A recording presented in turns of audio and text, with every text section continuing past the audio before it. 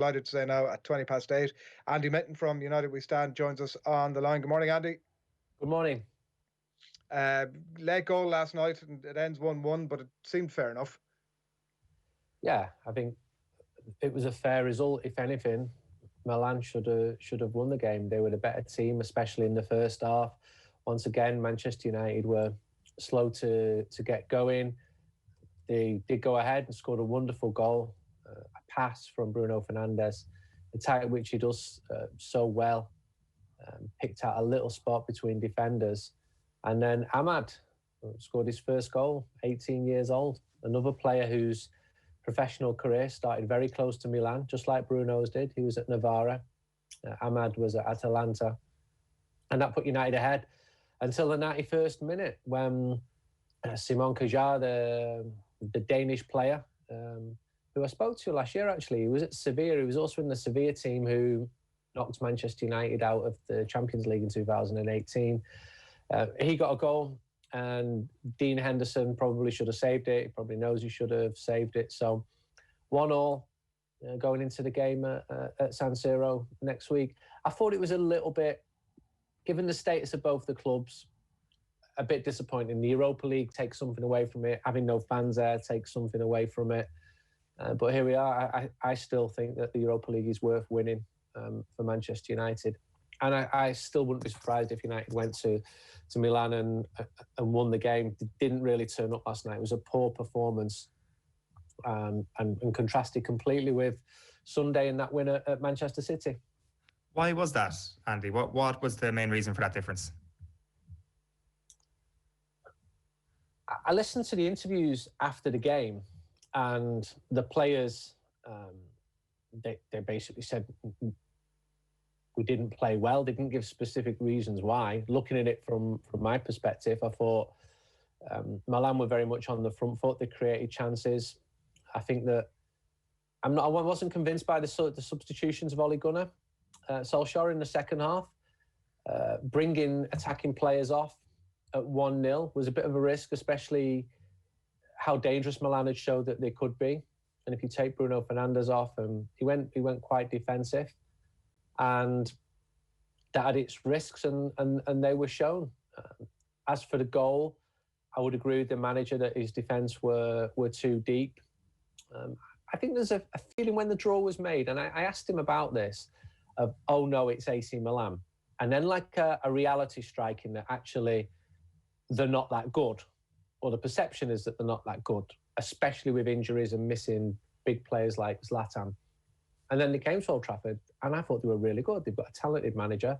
I've been speaking to lots of people around Milan in the last couple of weeks, and they were gutted when they drew Manchester United. So you've got this contrast between Man United fans who are gutted they've drawn AC Milan because they think they're going out, and AC Milan fans even more gutted because they think they're also going out. So it's a weird psychology of the football fan, I think. But I'd still say United will be favourites. I don't feel like 2007 or 2005 going to San Siro where Milan are the best team in the world, and they were. And now I don't think they are. I think they've got a very good manager. They've got a very good goalkeeper. And I think United need to do what they've been doing all season, pull out the result when they need it, especially away from home.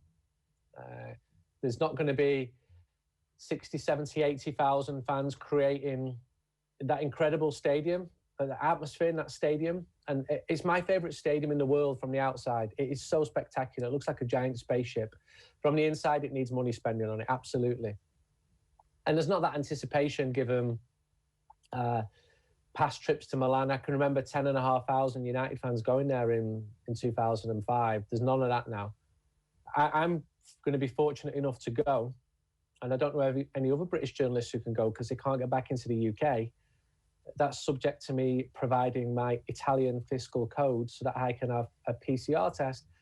And I'm saying to the hospital yesterday, I don't have a fiscal Italian code. I'm not Italian. There are some humans on this planet who don't own Italian fiscal codes. Yeah, but if you don't have one, we can't have the test. So this is ridiculous. Yeah, we agree it's ridiculous. So what do you want me to do? Well, get a fiscal code. I'm not going to be able to get an Italian fiscal code. Okay, we'll try and get one for you. So another level of ridiculousness, which is this is how it is when you're traveling or trying to travel as a journalist during the pandemic to do your job properly. I'm also going to Real Madrid Atalanta on Tuesday. That's being played in the training ground, but we're not letting you in until you're tested at the door. That's fine. I can deal with that. Two intriguing games, actually. One is 1-1 and one is 1-0. You're going to have a brand new passport saying Andy Mitten on it as you become a citizen of Italy next week. Just one thing on the team selection last night. I know he came on, but is it a little bit of a red flag at the moment when Fred doesn't start, that performances are quite stark with him and without him? I think it's a good point, that. I don't think Fred's the best midfielder United have ever seen, but I think he plays in some of United's best results. And Nemanja Matic played last night, and his form is not where it was almost exactly a year ago. In fact, exactly a year ago today that United played their last game in Lask before the lockdown. And I watched Matic quite carefully, and he probably took too many touches. He was good in tighter situations, but ponderous and slow. That's what United were. And the midfield wasn't convincing. I don't think Scott McTominay had his best game. And then there seemed to be a change in tactics once those multiple substitutions were made. First substitution was at half-time with Martial because he was injured, and that gave a chance to Amad, and he took that really well. But those three substitutions on 73 minutes, I couldn't work out initially whether he'd gone to a free at the back and Shaw was in the middle, and then he went left, and then Tellers was in front of him, and then Tellers was behind him. I think with substitutions, you often view with the benefit of hindsight. In United's previous home game in Europe against PSG, Fred should have come off much earlier because he'd been booked and he was making those rash tackles. But Scott McTominay was fortunate to stay on the pitch last night. He was booked and then he made another challenge soon after that. Fred is becoming a talking point among United fans. I think he's good on his day. He's very good. But you can say that about so many of the players. And that's why the team is second and not top, because if you're going to be top, you've got to be outstanding most of the time. And just when the pressure starts to build, like a week ago, before the Manchester derby, and I put this to Ole Gunnar, I said, there's been a dip in form, and he denied that, and I disagree with him. There had been maybe he was talking about there hadn't been a dip in performances, and I was talking about a dip in results. And we looked at the word form in a slightly different way. But then he gets that result against City. United was so convincing against a City team who'd won 21 matches. Martial's fantastic. And then you think, okay, Martial's back, and last night he had a good shot after 8 minutes. Didn't do that much more. Mason Greenwood didn't have a shot on goal all game. If you're a Manchester United striker playing at home at Old Trafford in a European game, you've got to have shots on target. You just have to. And don't think he had a particularly bad game, but you put all of the things I'm saying into the pot, and you get a performance like you got against Milan, a pretty flat one. Well, this is really interesting now, because opportunity knocks for someone like Mason Greenwood, for Amad over the next little while, with Rashford, Martial, Cavani all struggling with fitness. Do you believe that they can be the attackers who can take Manchester United through this round and deep into this competition, basically? I do, because I don't believe that Milan are at the level of PSG and capable of dominating Manchester United. United are better away from home, bizarrely. There's not going to be a crowd there. If Marcus Rashford is back and they're attacking, Cavani's injuries are starting to worry me a little bit. He's been stop-start all season, and his comments about his father the other day saying my son's not happy in Manchester. I looked at that in two ways. One, okay, it's just his dad's opinion. But two, imagine you're Cavani, right? You've been living in Paris, which is not a bad city, and you move to Manchester. You can't speak the language, on the cusp of winter. You're not fit in a global pandemic. I think any city in the world would struggle to make you happy than Manchester in winter during a pandemic. And I speak to some of these people. I spoke to Bruno a few weeks ago. And the reality for them is they're often on the road because they're travelling so much, home and away games. Their families are at home. They can't leave the house.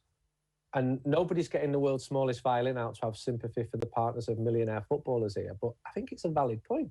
They're safe, they've got the health, that's all fantastic. But these are really, really odd times. And Cavani, I would love him to. He's been brilliant in some matches, especially Southampton away. But you're going to need these players against Milan to turn up, to put in a really good performance, because it's still AC Milan away. United need to score a goal. They've got the away goal now, and I'm pretty confident, far more confident than going there in 05 and 07. But the team needs to turn up. And what you can't have a repeat of is what happened in Leipzig, where the first 20 minutes were a disaster for Manchester United. And that cost them a Champions League place. And that's not good enough. Can't be a repeat. I think the Europa League is still worth winning, and the FA Cup. And there are a few comments I received last night.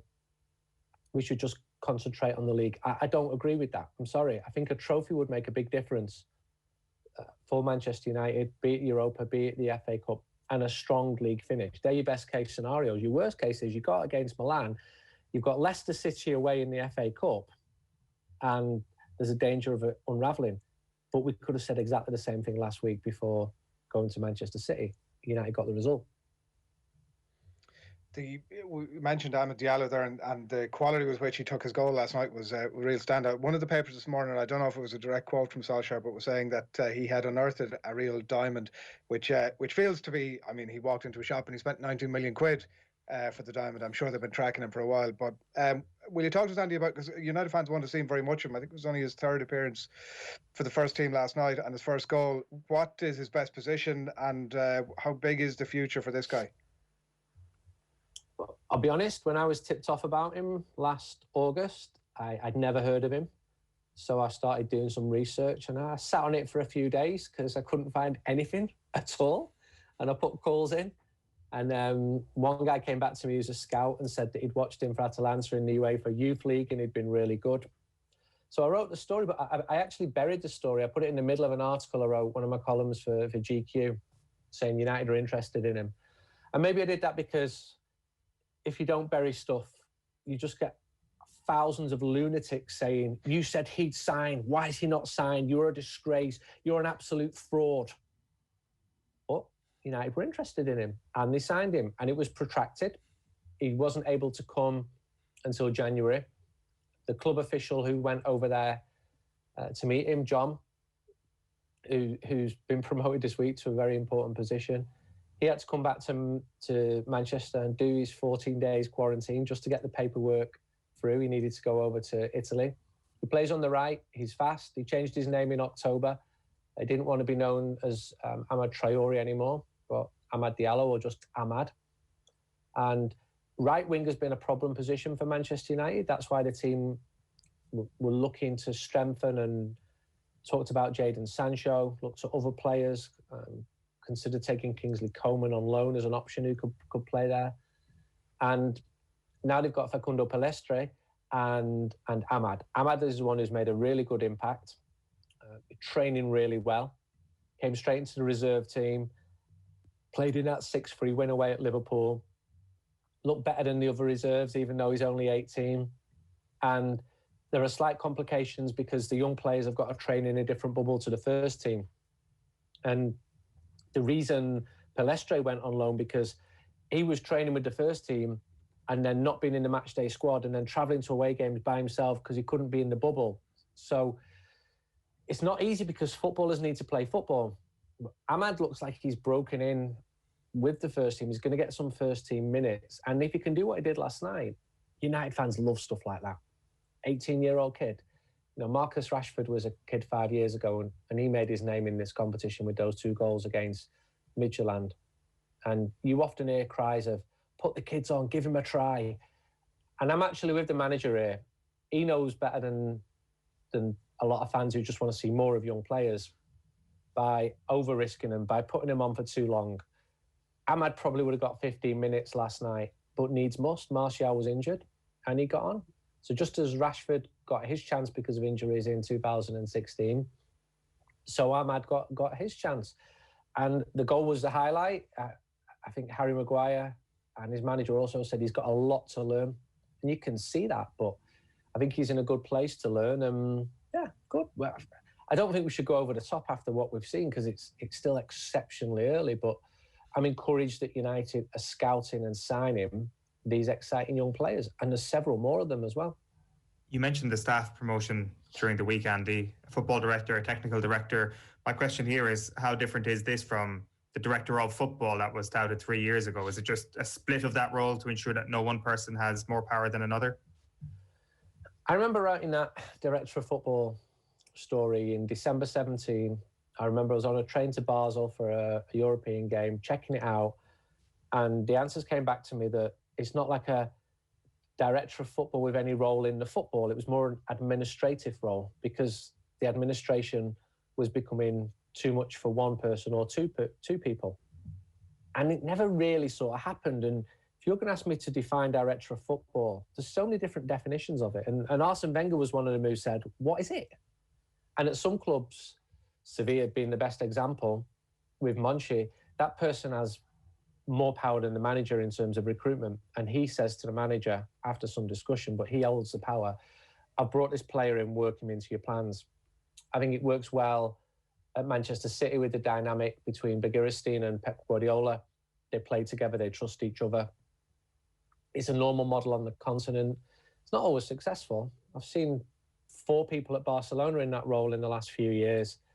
And there's a sporting director, and I know a guy who was favourites to become the sporting director at Barca, and I asked him, he went, no, it's the job above I like. So there's jobs within jobs, and often anonymous and positions or not public positions. At United, I think that the addition of Darren Fletcher is a plus. I think he's intelligent. He's an avid football watcher. I think he'll become a good manager. He's had a few bumps after his time at Stoke City. I've seen him a lot at games recently, sat at the back of the stand, observing from a different angle. My feeling about him has always been a positive one, even from interviewing him when he was a player. I'm not saying he was keen class in terms of interviews, but he was exceptionally interesting. And to the point that 10 years ago, he came up to me in pre-season in Washington and said, I gave you a bit too much in that interview, didn't I? And I said, that's my job to get too much. I'm really pleased that there's a good role for him. He worked with the kids before Christmas, and I think he's got a good relationship with Solskjaer. That's really important, because I don't think Ole Gunnar wanted a sporting director any more than Jose Mourinho did or Louis van Gaal did, because you're basically saying to someone, I'm going to bring someone in and take away 30% of your power or 40% of your power or 20% of your power. So I think Fletcher is good. John Murtaugh's been at the club since 2013, done a lot behind the scenes, instrumental in setting up the women's team. I went to see the women's team a few months ago. He was the only club official there. He didn't need to be there at League in December. And he, as I said earlier on, he was a man who went to Bergamo to sort out Amad. I mean, I know him. He's an intelligent man. He's a Manchester lad. I went to see him at the Cliff a few years ago because he asked me to. And I spent 4 hours with him. And he's like, you know, don't want to take too much of your time. I'm thinking that this is really interesting for me. Never mind you taking my time.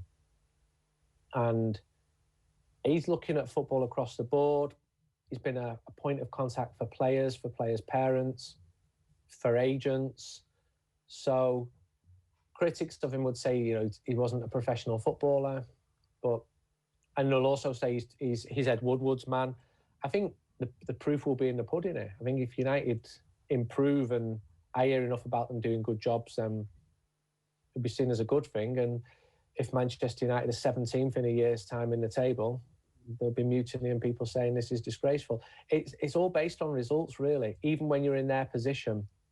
But one thing Fletch can do is, if United spot a player, he can talk to the player and say, we want you to come into this role and do this and do that, him or Ole Gunnar. And there's been criticisms that United have not had football people in there, not had enough football people in there. Matt Judge is not a football person, but Matt Judge, all he does is negotiate the contracts. He just gets an order saying, we're interested in this man. And he has no opinion on the football side of it. He's a numbers man. So I'm pretty encouraged about it. I thought the reaction was quite interesting. It's quite negative. There's so much negativity among Man United fans. And I think like the pandemic plays into that a little bit. And I think there's always been negativity. One thing I've learned in 31 years of doing United We Stand is that a lot of people will never, ever be happy. I can remember receiving complaints in April 2008. People saying they've got it all wrong. This is a month before they won the league in the European Cup. It's all wrong. It's not what it was. And I see these recurring themes all the time. And I think my job as a journalist is to try and find out the truth and not be drawn too much into that. Because I've been reading for 30 years people complaining that the atmosphere is not what it was and thinking maybe they were saying the same thing in the 80s and the 70s and the 60s and the 50s and the 40s as well. So there's a lot of people working at the club now. There's 1,000 people working at Manchester United. There's more people working on the football side than ever. The proof's going to be in the pudding. The recruitment has got to be smarter than it has been. Manchester City have recruited better than Manchester United. And you do good recruitment, not just by spotting players, but by developing relationships like City have got with Benfica, really high level. Some of the coaches you've never heard of at City came from Benfica. And Benfica's a football factory. Get into those people. It's not just about the agents. It's not just about knowing Mendes or Raiola, the super agents with the best players. You've got to know the clubs as well. If you've got a level of information where you've got someone at somewhere like Benfica saying, we've got this 18-year-old called Ruben Diaz coming through and he is incredible. Pay attention to that and get him before City. But it's cutthroat, absolutely cutthroat. And the two people at the top of the tree trying to get the best players are based 3 miles apart.